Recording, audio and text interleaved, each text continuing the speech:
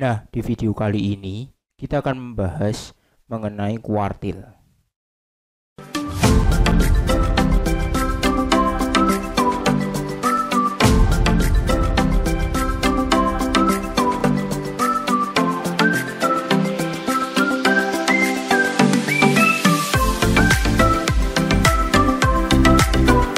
Jangan lupa like, subscribe, dan aktifkan loncengnya.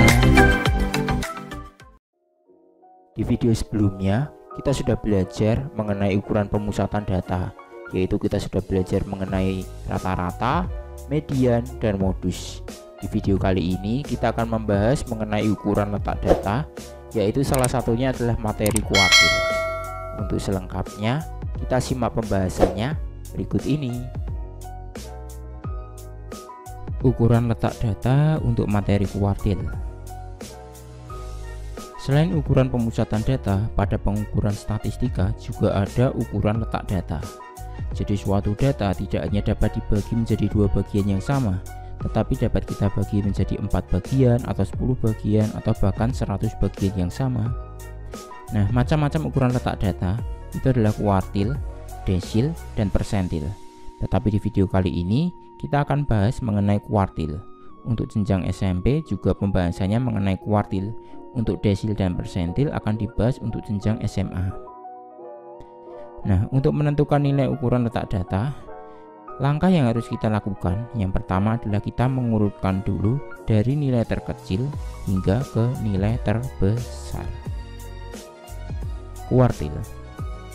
Kuartil adalah nilai pembatas yang membagi data terurut menjadi 4 bagian yang sama. Jadi nanti akan ada 3 kuartil yang terdiri dari yang pertama adalah kuartil pertama, itu simbolnya adalah Q1, nama lainnya adalah kuartil bawah.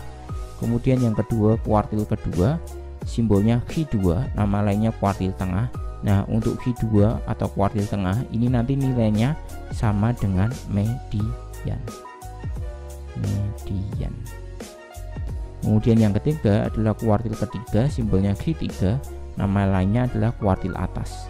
Jadi jika ada data macam-macam seperti ini, itu bisa dibagi menjadi 4 bagian seperti ini. Jadi yang X-min ini artinya data terkecil.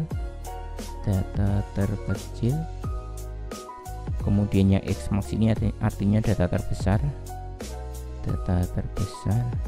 Kemudian kemarin kan tengah-tengahnya ini berarti Q2. Kalau di video kemarin kan tengah-tengahnya ini kan median. Nah, kuartil tengah itu juga sama dengan median nanti hasilnya. Nah, kemudian tengah-tengah antara data terkecil hingga ke median itu kalau kita cari tengahnya lagi, ini disebut dengan kuartil bawah atau kuartil pertama, Q1. Kemudian kalau kita lihat dari median sampai data terbesar, kita cari tengah-tengah antara median sampai data terbesar, itu disebut dengan kuartil atas atau Q3 ini. Cara menentukan kuartil yang pertama, kita urutkan data terlebih dahulu ya, dari yang terkecil hingga terbesar. Kemudian yang kedua kita tentukan Q2-nya atau mediannya. Kemudian langkah 3 atau 4 ini bisa dibolak-balik, kita tentukan Q1-nya dulu, kemudian kita tentukan Q3-nya. Untuk lebih memahami, kita langsung ke contoh soalnya. Jadi yang pertama seperti ini, diketahui nilai matematika kelas 8A, tentukan kuartil bawah, kuartil tengah, kuartil atas. Langkah yang pertama harus kita lakukan adalah mengurutkan datanya dulu dari terkecil hingga terbesar. Kemudian kita tentukan medianya atau kuartil tengahnya. Ini kan berarti medianya di sini ya, di 70 ini Q2-nya atau medianya. Nah, seperti ini. Kemudian kita tentukan kuartil bawahnya. Jadi fokus kita setelah kita dapat tengah-tengahnya ini, fokus kita adalah menentukan tengah-tengah dari kuartil bawahnya ini. Nah, dari bagian daerah sebelah kiri ini ya, tengah-tengahnya kan berarti yang 60 ini, itu disebut dengan Q1. Kemudian yang tengah-tengah sebelah kanan, nah yang ini itu nanti Q3, berarti tengah-tengahnya adalah 90 ini ya. Nah, jadi kuartil bawahnya adalah 60, kuartil tengahnya 70, kuartil atas atau Q3-nya adalah 90. Seperti itu untuk contoh soal yang pertama. Contoh soal yang kedua sama. Langkah yang pertama adalah kita urutkan dulu. Nah, seperti ini. Kemudian kita cari Q2-nya, karena ini datanya genap ada 6, berarti kan median atau Q2 kuartil tengahnya itu kan terletak di sini ya.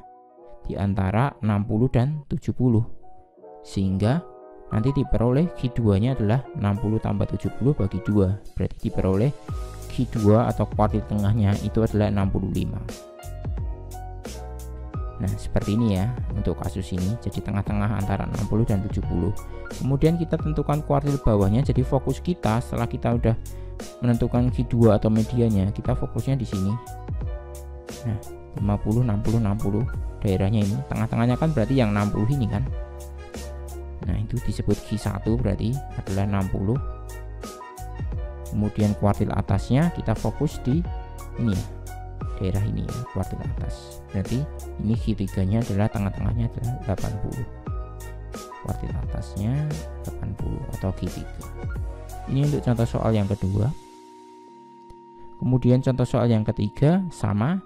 Kita yang pertama langkahnya adalah kita urutkan dulu datanya. Jadi seperti ini, 50, 60, 60, 70, 80, 80, 90, 100. Nah, kita tentukan dulu kuartil tengahnya ya.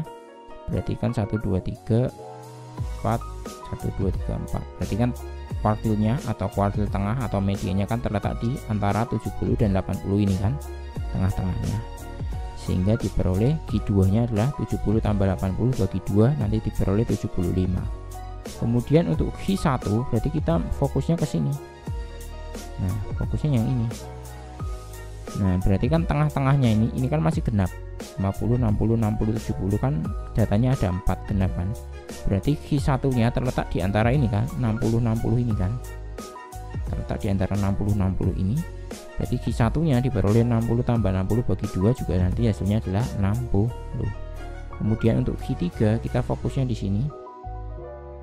Nah di sini berarti antara Q3 nya kan tengah-tengahnya di sini antara 80 dan 90, sehingga diperoleh Q3 nya adalah 80 tambah 90 bagi 2, hasilnya nanti adalah 85. Seperti itu.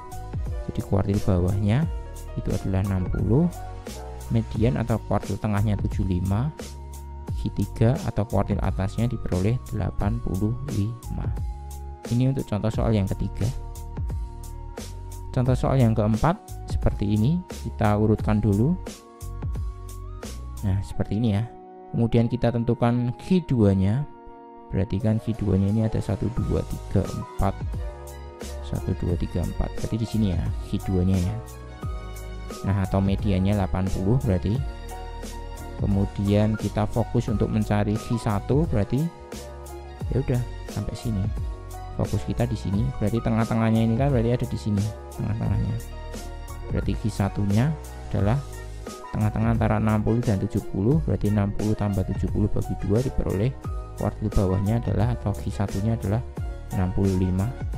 Kemudian Q3 kita fokusnya di sini ya. Nah tengah-tengahnya berapa ini? Tengah-tengahnya kan berarti yang ini, berarti 90 dan 100 ya. Di antara 90 dan 100 ya udah. Berarti Q3 nya diperoleh 90 tambah 100 bagi 2 diperoleh 95. Seperti itu untuk cara menentukan kuartil bawah, kuartil tengah, dan kuartil atas. Oke, terima kasih. Nah, jadi seperti itu pembahasan di video kali ini. Untuk materi selanjutnya kita simak di video berikutnya. Oke, dadah.